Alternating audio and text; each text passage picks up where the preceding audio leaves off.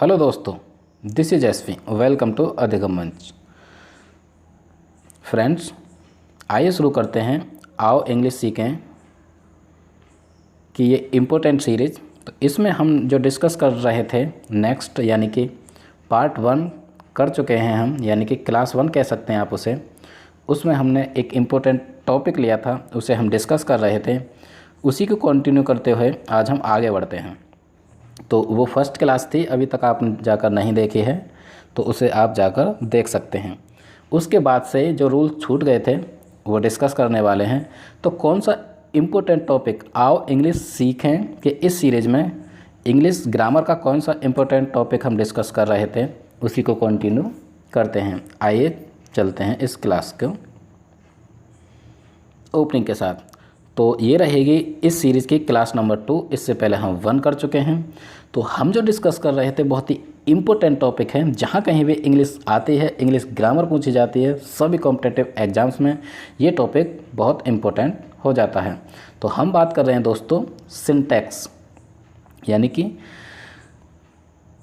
हम बात करें syntax, structure of sentence. Grammar में किस तरह से किसी भी सेंटेंस का फॉर्मेशन होता है, उसकी स्ट्रक्चर क्या होती है, हिंदी से इंग्लिश में ट्रांसलेट करते समय या फिर इंग्लिश में ही उसे उसकी एरर को फंक्शन करते समय।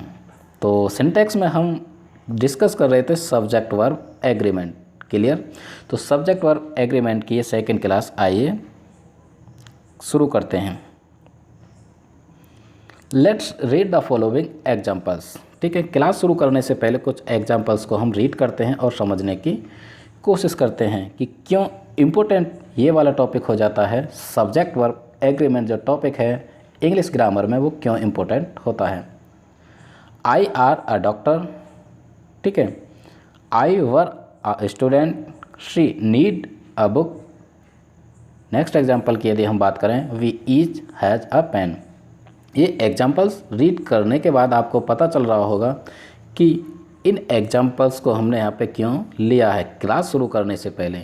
क्योंकि जनरली आप देखते हैं आई के साथ जब हम वर्ब यूज करते हैं तो अलग होती है, लेकिन हमने यहाँ पे यूज किया है। ये सेंटेंसेस करेक्ट है या इनकरेक्ट हैं, हम यहाँ पे ये चीज़ डिस्कस नहीं करने वाले। नेक्स्ट जो रूल्स आएंगे सब्जेक्ट वर्ब एग्रीमेंट के, वहाँ से आपको बिल्कुल क्लियर हो जाएगा। तो दोबारा से ये एग्जांपल्स आप देख सकते हैं। I are a doctor, I were a student, she need a book, या फिर हम बात करें we each has a pen. ठीक है, तो यहाँ पे सब्जेक्ट के हिसाब से या फिर सब्जेक्ट के नंबर के अकॉर्डिंग हम वर्ब को रखते हैं, उसी को सब्जेक्ट वर्ब एग्रीमेंट कहते हैं। ये हम लास्ट क्लास में डिस्कस कर चुके हैं। ठीक है, तो ये सारे के सारे सेंटेंसेस बिल्कुल इनकरेक्ट हैं, क्योंकि इसमें इन सेंटेंसेस में सब्जेक्ट के अकॉर्डिंग वर्ब का चुनाव नहीं है। ठीक है, तो आइए देखते हैं रूल्स। दोस्तों, यदि अभी तक आपने हमारा चैनल अधिगम मंच सब्सक्राइब नहीं किया है तो उसे आप सब्सक्राइब कर सकते हैं और बेल आइकन को आप प्रेस कर सकते हैं। ठीक है, यदि आप नए हैं तो, और पहले से जो जुड़ रहे हैं उनके लिए एक बार फिर से थैंक यू। तो आइए ये देखते हैं सब्जेक्ट वर्ब एग्रीमेंट का बहुत ही इम्पोर्टेंट टॉपिक का रूल नंबर 3। इससे पहले हम फर्स्ट क्लास में, या ये कहें कि जो इंट्रो क्लास थी उसमें हम 2 रूल ही डिस्कस करे थे हमने। ठीक है, कर पाए थे, या ये कह सकते हैं कुछ टेक्निकल इशू हो गया था। ये रहा रूल नंबर 3। रूल नंबर 3 क्या कहता है? ठीक है, सबसे पहले हम एग्जाम्पल देखेंगे। I am a teacher, I was a student, I write a letter, I have a cycle, I play the cricket. सभी के सभी जो एग्जाम्पल्स हैं हमने आई के साथ लिए हैं। ठीक है, आई मीन्स मैं, सभी को पता है। तो आई के साथ, यानी कि आई हमारा एक प्रोनाउन है। प्रोनाउन की भी यदि हम बात करें तो सेंटेंस में सब्जेक्ट की तरह यूज होता है। अब सब्जेक्ट की तरह यूज होता है। सब्जेक्ट वर्ब एग्रीमेंट कहता क्या है? सब्जेक्ट वर्ब एग्रीमेंट कहता है कि हम किसी भी सेंटेंस में सब्जेक्ट के नंबर के अकॉर्डिंग, ठीक है, वर्ब का चुनाव करते हैं, यानी कि वर्ब को रखते हैं। ठीक, तो वही सब्जेक्ट वर्ब एग्रीमेंट कहा जाता है, क्योंकि उसके कुछ रूल्स निर्धारित हैं। आई का प्रयोग सिंगुलर सब्जेक्ट के रूप में होता है। जो आई है हमारी, उसका जो प्रयोग है सिंगुलर सब्जेक्ट के रूप में होता है। सिंगुलर सब्जेक्ट, ठीक है, यानी कि आई का जो प्रयोग है हम सिंगुलर सब्जेक्ट के रूप में यूज करते हैं, बिल्कुल क्लियर। लेकिन इसके साथ सिंगुलर और प्लूरल वर्ब का प्रयोग होता है। इसके साथ यदि हम वर्ब की बात करें तो सिंगुलर और प्लूरल दोनों का यूज होता है आई के साथ, ठीक। तो ये चीज़ बिल्कुल क्लियर, बहुत ही इम्पोर्टेंट रूल है। तो इसीलिए आई एम ए टीचर, आई के साथ एम का यूज हुआ है, ये सिंगुलर वर्ब है, ठीक। आई वॉज ए स्टूडेंट, यहाँ पे भी ये सिंगुलर वर्ब है आई के साथ। लेकिन थर्ड एग्जाम्पल में यदि हम बात करें या हम देख पा रहे हैं आई राइट अ लेटर। फोर्थ की बात करें आई have a cycle, I play the cricket.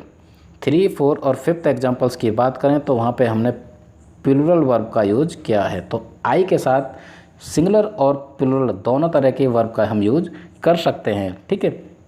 यानी कि इन केसेस में कुछ वजह हो सकती है, ऐसा नहीं कि सिर्फ हम आई के साथ, ठीक है, प्रत्येक केस में ऐसा करेंगे, नहीं, ठीक। तो ये रही I am a teacher, I was a student, I write a letter, I have a cycle या फिर आई प्ले क्रिकेट। तो आई सिंगुलर सब्जेक्ट की तरह यूज होता है, लेकिन उसके साथ हम सिंगुलर और प्लूरल दोनों तरह के वर्ब का यूज करते हैं। तो ये था इम्पोर्टेंट रूल नंबर 3। आई होप यहाँ से क्लियर हुआ होगा। अब हम चलते हैं नेक्स्ट रूल नंबर 4, यानी कि चौथा रूल क्या कहता है। चौथा रूल कहता है ईच का प्रयोग सेंटेंस के सब्जेक्ट के रूप में प्रयोग होने पर इसके साथ सिंगुलर वर्ब का यूज होता है। यदि सेंटेंस में ईच का प्रयोग एज अ सब्जेक्ट हुआ है, ठीक है, तो वहाँ पे सिंगुलर वर्ब का यूज होगा, उसके साथ सिंगुलर वर्ब का यूज होता है। Each has a book, each have a book, दोनों सेंटेंसेस को यदि हम देख पा रहे हैं तो ईच के साथ यदि हैज़ सिंगुलर वर्ब का प्रयोग है तो ये बिल्कुल करेक्ट है। यदि प्लूरल वर्ब का हम यूज कर देते हैं तो वो बिल्कुल इनकरेक्ट सेंटेंस हो जाता है, ठीक। इसी में दूसरा रूल देख लेते हैं। प्लूरल सब्जेक्ट के बाद ईच होने पर इसे प्लूरल माना जाता है तथा इसके साथ प्लूरल वर्ब का प्रयोग होता है, ठीक है। यदि ईच का प्रयोग हम किसी सेंटेंस में कर रहे हैं और उसके पहले हमारा प्लूरल सब्जेक्ट है तो इसको भी इस केस में इसे प्लूरल माना जाएगा। तो ऑब्वियस ही बात है, इसके साथ हम प्लूरल वर्ब का यूज करेंगे। We each have a pen, clear. We each की यदि हम बात करें, यानी कि वी की बात करते हैं तो वो हमारा प्लूरल सब्जेक्ट है, ठीक है, यानी प्लूरल प्रोनाउन है। उसके साथ यहाँ पे ईच का यूज हुआ है तो उसके साथ यानी कि हैव प्लूरल वर्ब का यूज होगा, इसलिए सेंटेंस बिल्कुल करेक्ट हो जाता है। We each has a pen, ये यहाँ पे रॉन्ग हो जाएगा, यानी कि इनकरेक्ट, क्योंकि हैज़ का यूज हम नहीं कर सकते। The boys each have a car, the boys each have a car, ये बिल्कुल करेक्ट है। द बॉयज़ ईच हैज़ का यूज हम नहीं कर सकते। तो यहाँ से रूल नंबर 4 बिल्कुल क्लियर हुआ होगा, ठीक है। अब हम चलते हैं नेक्स्ट रहेगा हमारा रूल नंबर 5, यानी कि 5वां रूल क्या कहता है। सब्जेक्ट वर्ब एग्रीमेंट, बहुत ही इंपॉर्टेंट टॉपिक हम डिस्कस कर रहे हैं दोस्तों। आओ इंग्लिश सीखें कि इस सीरीज़ में इंग्लिश के सारे इंग्लिश ग्रामर के सारे टॉपिक हम क्लियर करेंगे। इसी तरह से यदि आपको यहाँ से थोड़ी सी भी मदद मिलती है इंग्लिश सीखने और इंग्लिश के कॉन्सेप्ट क्लियर यदि आपके होते हैं तो आप अपने फ्रेंड्स के साथ इस हमारे सेशन को ज़रूर से ज़रूर शेयर करें, उनको ज़रूर से बताएँ और हमें कमेंट के थ्रू बताएं कि आपको कितनी हेल्प हो पा रही है। रूल नंबर 5, 5वां रूल क्या कहता है। यदि दो सिंगुलर नाउन्स एंड से जुड़े हैं तथा सिंगुलर नाउन के पहले ईच एवरी का प्रयोग हो तो इसे सिंगुलर सब्जेक्ट के रूप में प्रयोग किया जाता है। तो दोस्तों यानी कि एंड की यहाँ पे बात हो रही है, दो सिंगुलर नाउन है हमारे पास। सिंगुलर नाउन यानी कि हमारा सेंटेंस जो है वो सिंगुलर है और दो हैं वो, यानी कि पहला ये रहा और दूसरा ये रहा, ये एंड से जुड़ रहे हैं दोनों सिंगुलर सब्जेक्ट, ठीक है। किसी भी यानी कि पहले वाले या दूसरे वाले नाउन के पहले यदि ईच और एवरी दोनों में से किसी एक वर्ड का यूज होता है तो उस केस में उस सब्जेक्ट को सिंगुलर माना जाता है, ठीक है। जब सिंगुलर माना जाएगा सब्जेक्ट को तो उसके साथ हमेशा सिंगुलर वर्ब का यूज होगा। क्लियर। यहाँ से नहीं क्लियर हो पा रहा हो तो हम एग्जाम्पल के थ्रू समझने की कोशिश करेंगे। Each pen and pencil is red, each pen and pencil is red. यहाँ पे ईच का प्रयोग हो रहा है दोस्तों। एग्जाम्पल में देखें ईच का प्रयोग हो रहा है यहाँ पे पेन एंड पेंसिल, दो हमारे सिंगुलर सब्जेक्ट हैं, दो हमारे सिंगुलर सब्जेक्ट हैं और वो एंड से जुड़े हुए हैं, ठीक है, जो हमारा एंड कंजंक्शन है उससे जुड़े हुए हैं। लेकिन एक के पहले, किसी भी एक के पहले की हम बात कर रहे हैं तो यहाँ पे ईच आया हुआ है, इसलिए इसे सिंगुलर सब्जेक्ट माना जाएगा। और यहाँ पे जो इस केस में हम वर्ब यूज करेंगे वो रहेगी हमारे सिंगुलर वर्ब। क्लियर। तो यही रूल कहता है, रूल नंबर 5, कि किसी भी सेंटेंस में दो सिंगुलर नाउन्स का यूज हो रहा है और वो एंड से जुड़ रहे हैं और किसी एक के पहले ईच एंड एवरी दोनों में से किसी एक का यूज हो रहा है तो वहाँ पर हम उसे सिंगुलर सब्जेक्ट के तरह यूज करेंगे। ठीक है, और उसके लिए सिंगुलर वर्ब का यूज होगा। क्लियर। तो एग्जाम्पल नंबर 2 देखते हैं। Each pen and each pencil are red, ये थर्ड रीड कर लिया हमने। सेकंड देखेंगे, यानी कि each pen and each pencil is red. यहाँ पे देखो, यहाँ भी ईच का यूज हो रहा है, यहाँ भी हो रहा है, लेकिन ये एंड से जुड़े हुए हैं दोनों सिंगुलर नाउन या सिंगुलर सब्जेक्ट। ठीक है, तो यहाँ पे हम सिंगुलर वर्ब का यूज करेंगे, इसलिए करेक्ट होता है। थर्ड की यदि हम बात करें, each pen and each pencil are red, यदि हम दो मान लें इसे तो ये बिल्कुल इनकरेक्ट हो जाएगा, इसलिए आर का यूज बिल्कुल नहीं हो सकता। ठीक, एक और example, every boy and every girl is intelligent. Every boy and every girl is intelligent. ठीक है, यहाँ पे एवरी यहाँ पे पहले आया हुआ है, मान ले यहाँ पे एवरी नहीं है इस वाले में, तब भी ये बिल्कुल करेक्ट रहेगा।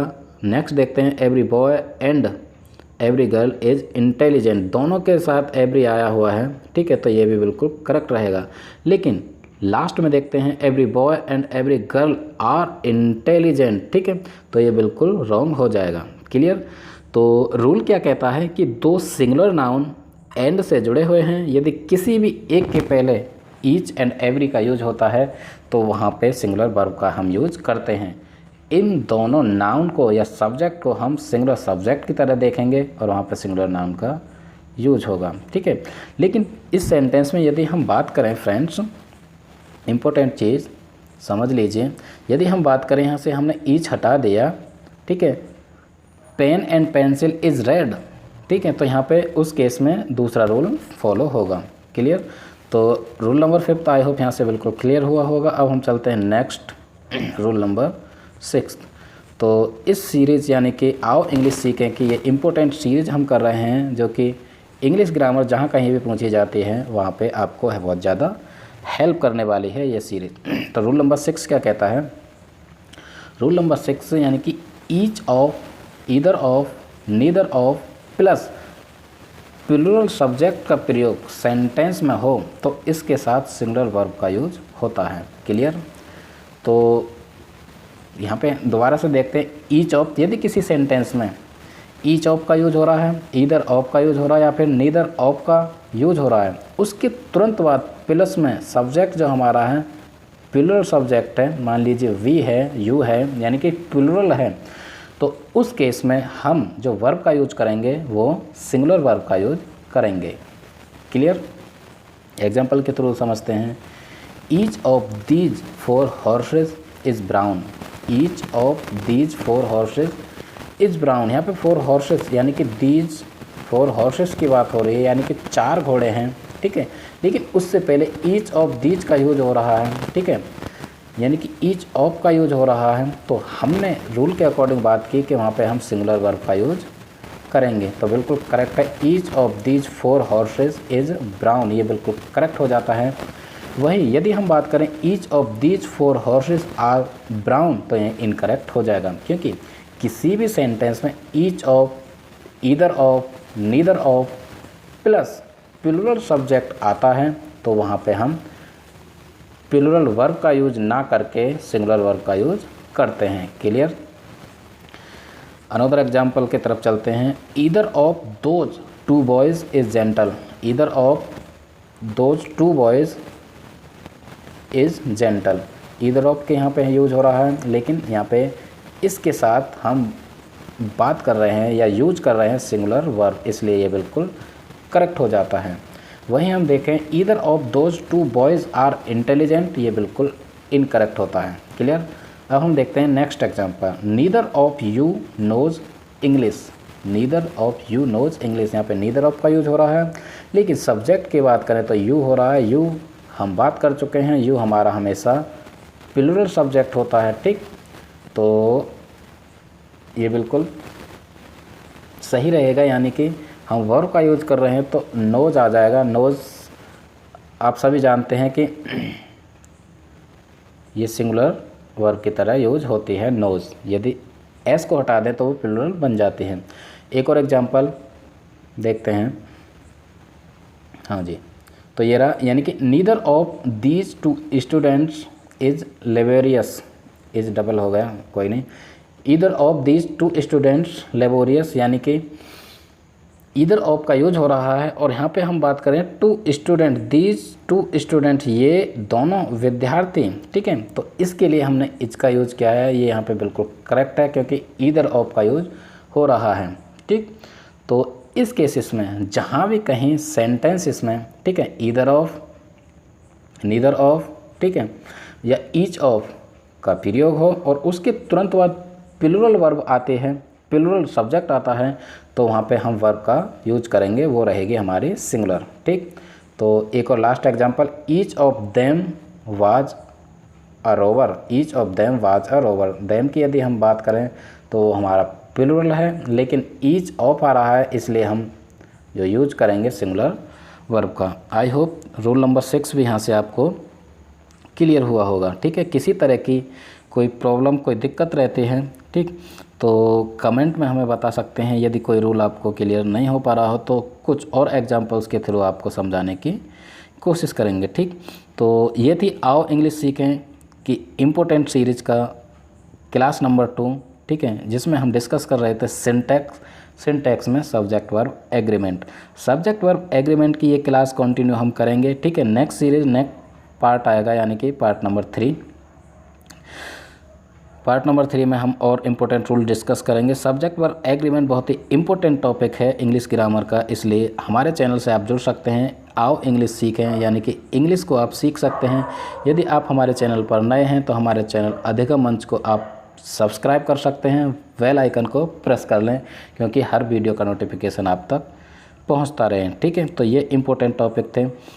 यूट्यूब पे आप सर्च करेंगे www.youtube.com अधिगम मंच, ठीक है। आप अधिगम मंच पे जाकर बेल आइकन को प्रेस करें, हमारे चैनल को सब्सक्राइब करें, कमेंट के थ्रू हमें मोटिवेट करें और लाइक भी कर सकते हैं यदि आपको थोड़ी सी भी हेल्प मिलती है तो। क्लियर? तो थैंक्स फॉर वॉचिंग। इसी के साथ मैं एस पे आपसे विदा लेता हूँ।